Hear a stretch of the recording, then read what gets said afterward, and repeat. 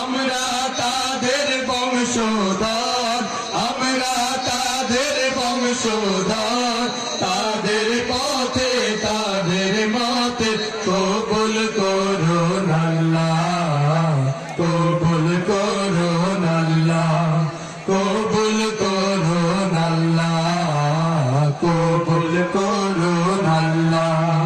এই ওলি আল্লাহর বাংলাদেশ, এই শহীদ গাজীর বাংলাদেশ, রহম করুন আল্লাহ, রহম করুন আল্লাহ।